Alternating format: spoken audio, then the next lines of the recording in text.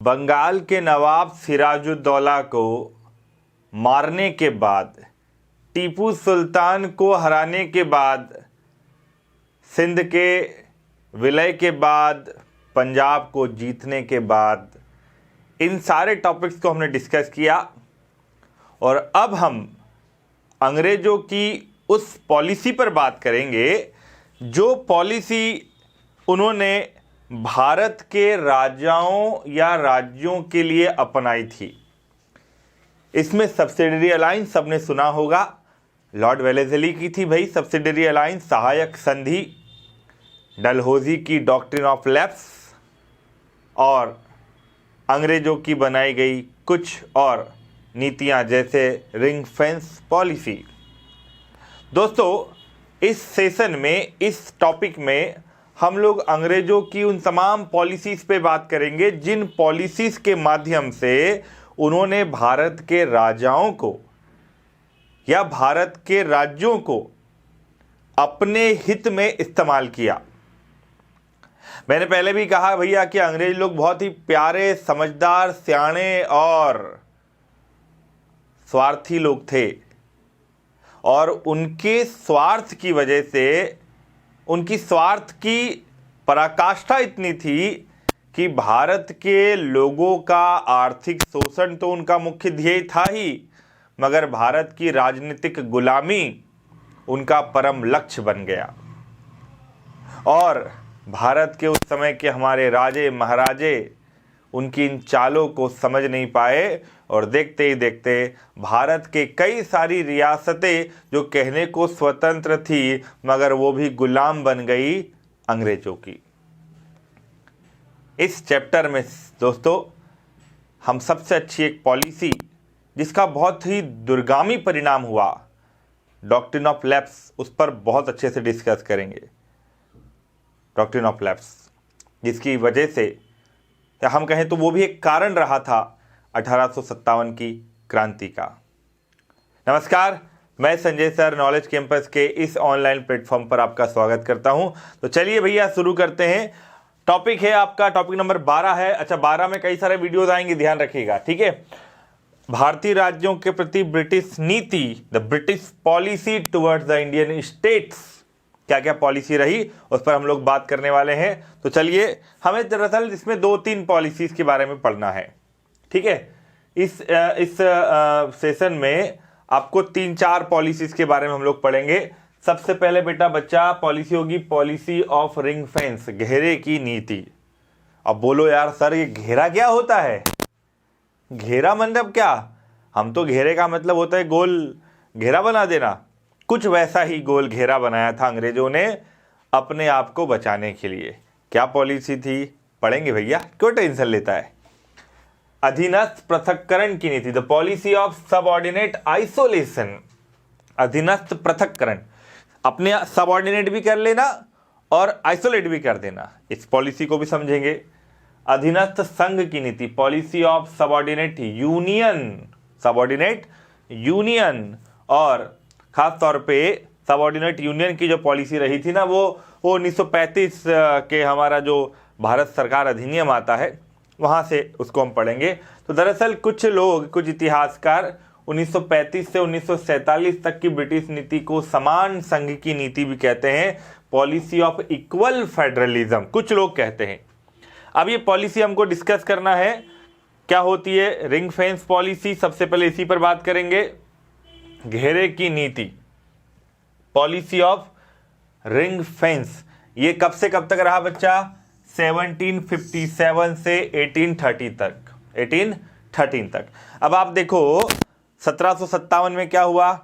प्लासी का युद्ध हुआ, सिराजुद्दौला मारा गया, मीर जाफर नवाब बना, फिर मीर कासिम नया नवाब बना, फिर मीर कासिम को मार दिया बक्सर की लड़ाई में, मतलब भगा दिया।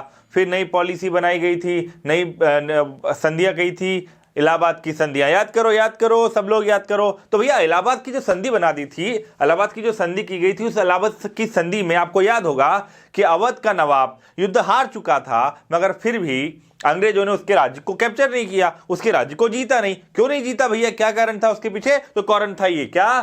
Policy of ring fence. अब ये पॉलिसी ऑफ रिंग फेंस होती क्या है थोड़ा समझ लीजिएगा। दरअसल इस नीति का आधार क्या था कि हम हस्तक्षेप और सीमित उत्तरदायित्व, हस्तक्षेप मतलब नॉन इंटरफेरेंस और सीमित उत्तरदायित्व मतलब लिमिटेड रिस्पॉन्सिबिलिटी। मतलब अंग्रेजों का क्या प्लान था, कुल मिलाकर अगर इसको आप समझने की कोशिश करेंगे तो बक्सर के युद्ध के बाद में जब अंग्रेजी सेना जो है वो जीत गई तो उनको ऐसा लगा कि यार दक्कन में ना मराठे बहुत पावरफुल थे, दक्कन में मराठे सबसे ज़्यादा पावरफुल थे 1764 के 65 में, उनसे बड़ा कोई ताकतवर था नहीं।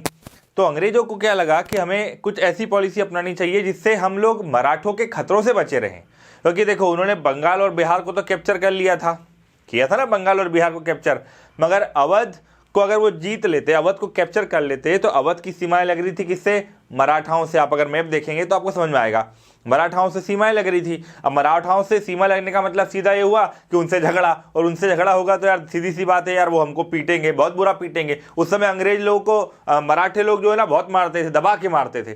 तो क्या हुआ, अंग्रेजों ने गेम खेला, उन्होंने कहा है अपने को मराठों से बच के रहो। तो अवध को उन्होंने बना लिया क्या, बफर स्टेट। क्या बना लिया, बफर स्टेट। अब थोड़ा सा समझेंगे इस चीज को। अब इस पॉलिसी को बनाया किसने था, वॉरेन हेस्टिंग ने। ठीक है, कंपनी क्या चाहती थी इस पॉलिसी में, कंपनी ये चाहती थी कि हम पड़ोसी राज्यों से संधि करें, उनकी रक्षा का दायित्व ले लें थोड़ा बहुत, रक्षा मतलब सिक्योरिटी का दायित्व ले लें थोड़ा बहुत, और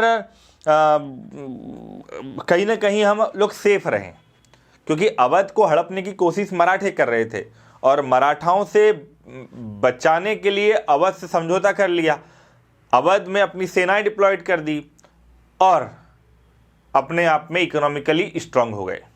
ठीक है, तो इस पॉलिसी का क्या खास बात है, अन्य देशी रियासतों से हम संबंध बढ़ाएंगे, उन्हें शक्तिशाली रियासतों के विरुद्ध क्या करेंगे, बफर स्टेट के रूप में रखेंगे। बफर स्टेट का मतलब समझ लो, दो बड़े ताकतवर राज्यों के बीच में एक छोटा राज्य।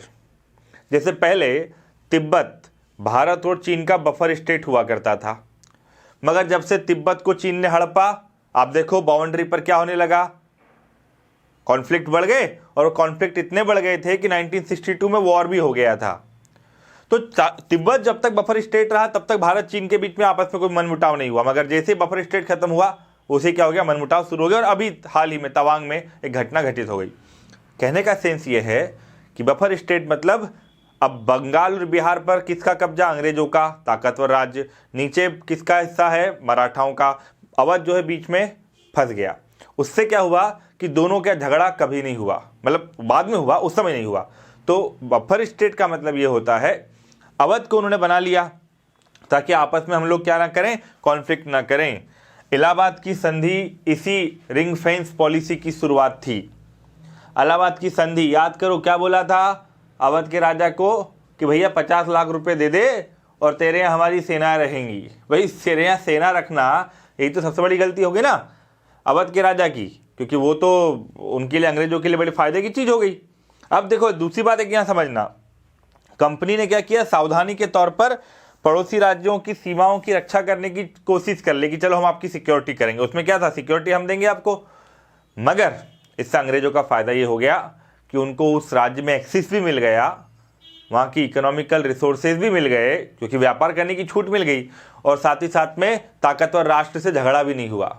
ये एक उनका बहुत अच्छा कॉन्सेप्ट था। बनारस और फिर फैजाबाद की संधि जो हुई थी उसमें यही किया था कि अवध का नवाब अपनी सीमाओं की रक्षा के लिए कंपनी की सेनाओं पर क्या हो गया, निर्भर हो गया, फैजाबाद की संधि के बाद भी। ठीक है, अब इस संधि से अंग्रेजों ने सुरक्षात्मक नीति मतलब सिक्योरिटी वाली पॉलिसी को एडॉप्ट किया था। कंपनी ने भारतीय रियासतों से संबंध बराबरी पर आधारित किए, मतलब हमने अवध के नवाब से संधि कर ली और अवध का नवाब और अंग्रेज दोनों क्या हो गए, इक्विवेलेंट थे, मतलब कोई समानता थी, कोई किसी का राजा नहीं, कोई किसी का मालिक नहीं, कोई किसी का नौकर नहीं, कुल मिलाकर मतलब कि हम भाई बराबर बराबर का है। ये उनकी पॉलिसी थी कि आपका भी सम्मान बना रहेगा नवाब साहब और हमारा भी सम्मान बराबर रहेगा। मगर कंपनी क्या करती थी, देशी रियासतों से होने वाली संधियों में सर्वोच्च शक्ति होने का दावा नहीं करती थी। रिंग फेंस में ये बात थी कि हम आपके साथ एग्रीमेंट कर रहे हैं, देशी रियासतों के साथ संधि कर रहे हैं, मगर हम आपकी सर्वोच्च शक्ति नहीं है, मतलब हम लोग सुप्रीम पावर नहीं है इंडिया की, जैसे एक टाइम पे मुगल्स हुआ करते थे। We are not the supreme power, this is the statement by the basically British governors. तो हम लोग सुप्रीम नहीं है, हम तो भैया बस विदेशी हैं और आपकी सहायता करना चाह रहे हैं, हम लोग बराबर है। तो सुप्रीम पावर नहीं थी। संधियों में दोनों पक्षों की आवश्यकताओं का पूरा ध्यान रखा जाने का प्रावधान होता था। अवध को क्या लगा, अवध को क्या चाहिए था, सिक्योरिटी मराठाओं से, ठीक है, और अंग्रेजों को क्या चाहिए था, व्यापार। अंग्रेजों को चाहिए था एक्सेस, सेनाओं को रखने के लिए खर्चा, वो मिल गया। तो दोनों की ज़रूरतों का बराबर बराबर ध्यान रखा जाता था और एक दूसरों के मामले में हस्तक्षेप नहीं करने पर विश्वास था कि हम आपके मामलों में इंटरफेयर नहीं करेंगे, आप हमारे मामलों में इंटरफेयर नहीं करेंगे। ये पॉलिसी थी रिंग फेंस की पॉलिसी, और इस रिंग फेंस की पॉलिसी से अंग्रेजों को काफ़ी फायदा हुआ। मैंने पहले भी कहा कि अंग्रेज लोग बड़े सियाणे किस्म के थे। हालांकि अंग्रेजों ने इस संधि का पूर्णतः पालन नहीं किया। जब कंपनी को लगता था कि यार देसी रियासतों में, देसी स्टेट्स में हमको थोड़ा बहुत और एक्सेस चाहिए, हमको और इंटरेस्ट दिख रहा है, तो कंपनी को क्या कर देते थे भैया, वो लोग अपने अकॉर्डिंग पॉलिसी को बदल भी देते थे, खासतौर पे गवर्नर जनरल के माध्यम से, ठीक है। और रिंग फेंस की पॉलिसी में आप एक चीज़ देखिए, अवध को एक एग्जांपल लेकर के सेट करें तो भाई अवध से दक्कन के मराठे से प्रोटेक्शन हो गया कंपनी का। मगर अवध की ये जो पॉलिसी थी, रिंग फेंस की पॉलिसी थी, इस नीति को बाद में दक्षिण में भी इसका अनुसरण किया गया। और दक्षिण में जो कर्नाटक के नवाब थे, हैदराबाद, कई सारे ऐसे स्टेट्स थे जिनकी बराबरी पर अंग्रेजों ने संधि की और अपने आप को बचाने की कोशिश की, ठीक है। कंपनी के प्रशासकों ने इस संधि का ईमानदारी से पालन नहीं किया था और बाद में आपको पता है कि जो सब्सिडरी अलायंस थी, सहायक संधि थी, वो सहायक संधि भी दरअसल इस रिंग फेंस पॉलिसी का ही अगला स्टेप था।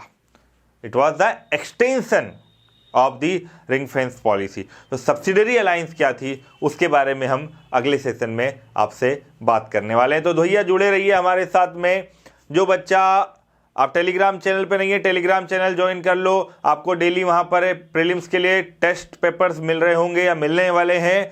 आप लोगों को भैया डेली यूट्यूब पर जुड़े रहना है। हम MPPSC प्रीलिम्स 2022 के लिए आप लोगों को डेली मिनी टेस्ट और GS बूस्टर भी लेकर के आने वाले हैं।